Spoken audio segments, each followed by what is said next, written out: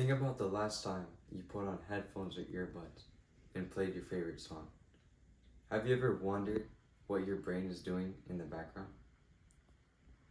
So, music, we view it as a shared cultural experience. But today, you'll learn that it's also a source for a mind gym, where in the mind gym, your brain is firing neurons over all the locations of your brain, and it's working every process. So when it does this, it's similar to simulating a full workout, but for your brain.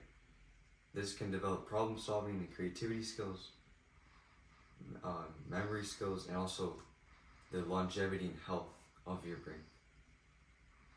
So music in our society today is more ubiquitous than ever. It's all around us. It can be observed in our Spotify playlists, TikTok videos, or even movie soundtracks. And the ability of music to compel us to nod our head or tap our foot has been a scientific conundrum. But with the onset of recent technologies, such as MRI scans and EEG technologies, we're able to track our brain activity in live time. So, actually, Mark Boldner and his colleagues, who are reputable in neuroimaging research, they set out to observe what these new technologies mean for us. Alright, so to explain in this diagram, it doesn't model exactly what our brain's functionality is, but it has some value. So as you're listening to this speech right now, you're reading the text, you're hearing my voice. So the pink, green, and purple parts are probably activities in your brain that are highlighting a lot. But what's weird is when we are exposed to music. So this is before on the left, when there's no activity. On the right side, you can see the red dots where activity is prevalent, and we see it's in every location of your brain. So it's easy to deduce from here that when engaging different systems in your brain, this establishes new neurological pathways, making you more creative and better problem solvers in turn. And even more on focusing on the cognitive side now, music can affect your brain in the ways it helps in terms of your focus and productivity.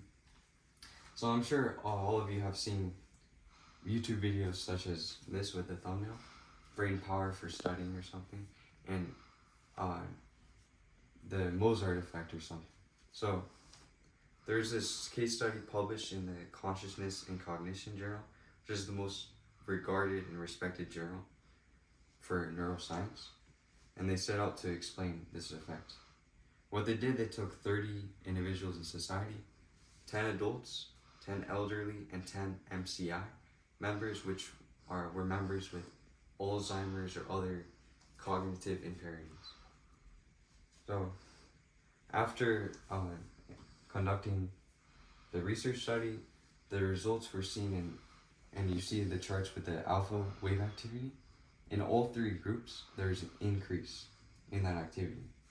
And that activity corresponds directly to the attention and focus.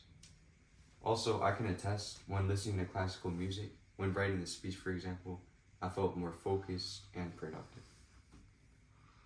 Even more than the previous benefits I've listed is the longevity and health that correlates with music to our brains. So, Damien Marie and his colleagues conducted a peer-reviewed study published in the Neuroimage Journal to analyze these effects. As you know, when we're older, our brain atrophies like a muscle. So our productivity will decrease and other functions.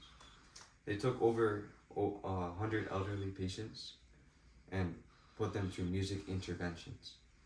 Over time, a period of time, we see in the dark black line here that the gray matter actually increased. And this gray matter is what holds our brain together. It establishes new neurological pathways and is dominant in processing new information. So today we learned that music, it has a wide scope in its influence and great value.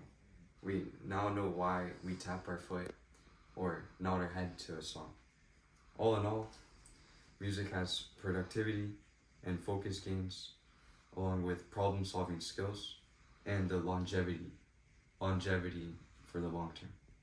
So, the next time you play your favorite song, listen to a movie soundtrack, or watch a live performance, think about the benefits you're getting from music.